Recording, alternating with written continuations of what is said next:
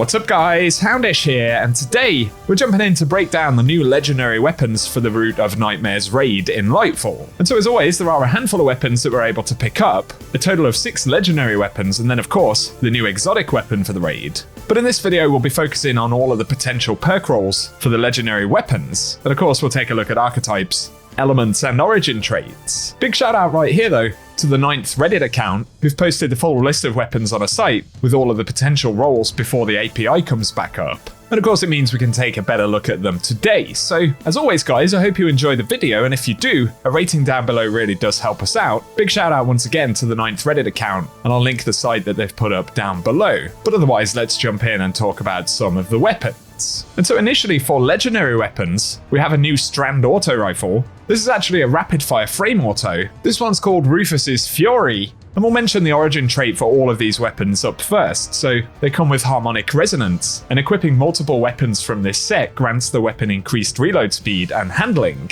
Plus it also deals increased damage versus Tormentors, Lucent Hive, and Guardians using their supers. And so an interesting origin trait right there. And looking at the potential main traits right here for this Strand Auto Rifle, in the first trait slot we have Thresh, as well as Perpetual Motion, and then Reconstruction, of course one of the old DSC perks, and the weapon slowly reloads itself over time, up to double the capacity, so that could be a good one. But on top of that, it can roll with Moving Target, Rewind Rounds, Pugilist, or Demolitionist in the first slot. Then for the second trait slot, you can pair those with Harmony, or Target Lock, and of course that increases damage the longer the weapon remains on a target. It is featured on a few more weapons now in Lightfall. And then there's the possibility of Adrenaline Junkie, Frenzy, Tap the Trigger, as well as Hatchling at the bottom right there. Of course, that's a pretty good perk where precision final blows or rapidly defeating targets with a non-precision weapon spawns a Threadling at the target's location. Really solid strand perk. And it could also get a new bonus here called Paracausal Affinity, and final blows of energy types matching this weapon's alignment grant increased damage for a short period of time. Light final blows boost arc, solar, and void weapons, and darkness final blows boost stasis and strand weapons. So pretty interesting perk right there. It's good to get a better idea of the perk pool for the weapon. Up next though, we have the new Sidearm, yet another strand weapon in the rapid fire frame archetype, and it's called Mikkel's Reverence. And in terms of main traits, it can roll Elemental Capacitor, Unrelenting, or Perfect Float, as well as Thresh, Rewind Rounds, and when the weapon's magazine is empty, it refills from reserves based on the number of hits. Then it can possibly roll Pugilist or Perpetual Motion in the first slot, but the second slot can roll Offhand Strike, Frenzy, Harmony, Tap the Trigger, Swashbuckler, Hatchling, or once again Paracausal Affinity. So a few interesting new perk combos and archetypes appearing right here.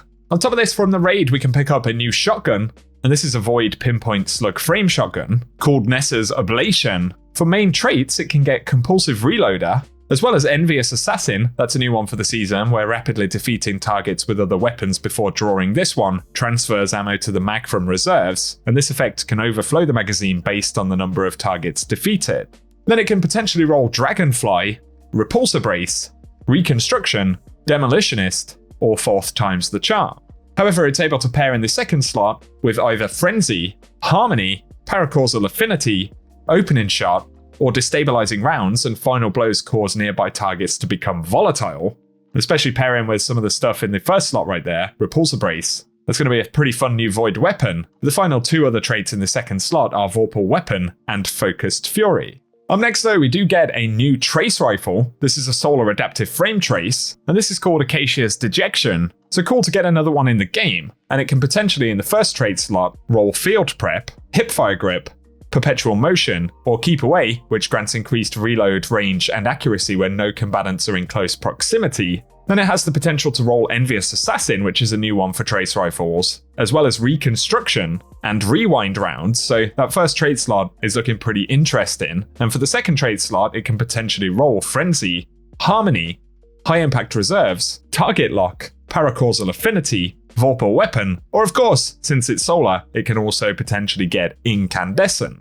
So that's pretty awesome right there. Rewind Rounds and Incandescent could be pretty interesting. Also, Envious Assassin is a new one for Trace Rifles that could be pretty good, so let us know your thoughts about that. Next though, we have a Strand Heavy Grenade Launcher, and this is a rapid fire frame. It's called Corex's Distress, and as well as all of the popular barrels and magazine options, it can roll Impulse Amplifier, Field Prep, Danger Zone, Envious Assassin, Reconstruction, Demolitionist, or Chain Reaction in the first slot, and that can be paired with Frenzy, Harmony, Surrounded, Wellspring, Hatchling, Paracausal Affinity, or Full Court in the second slot. So again, some pretty interesting combinations right there.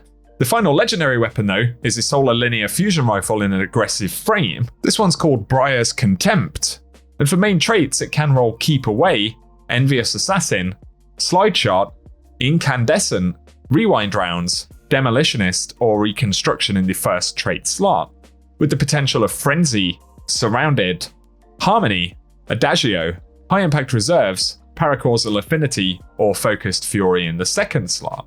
Surrounded is certainly an interesting one for fusions. There are some really good slot 1 perks right there that are going to enable us to continue firing the weapon for longer. Doesn't necessarily have the best damage options, but of course there is plenty of this stuff that needs to be tried out in the game before we'll really know. Onto the spoiler alert section right here though, I suppose. A quick mention of the exotic weapon for the raid, and this is an exotic stasis shotgun. The exotic is called Conditional Finality, and the trait combo right here is interesting. So it has Split Decision as the exotic trait, and it comes with dual barrels that split into stasis and solar damage. But that pairs with Paracausal Pellets, and landing nearly all stasis pellets will freeze targets, then landing nearly all solar pellets will ignite them. Not a weapon I've had any time with yet, but certainly a pretty interesting looking exotic, and I'd love to get your thoughts about it down below.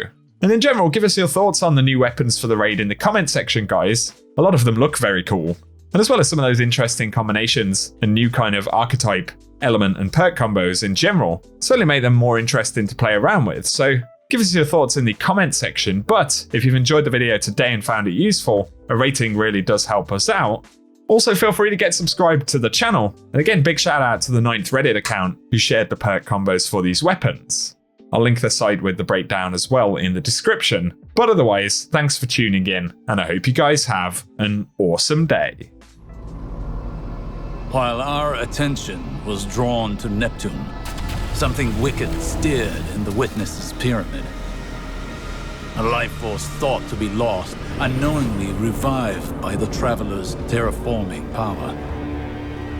Its defensive display forever imprinted upon the vessel. The infamous final god of pain sought to use this paracausal power for his own curiosities. But it proved to be his final mistake. The people of Neomuna may now be free of Nazarek's influence, but the Cabal and Vex remain at their doorstep. Though an unanswerable question remains on all our minds. Where has the Witness gone?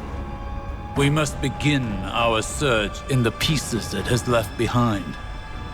It will not succeed for as long as we remain in existence.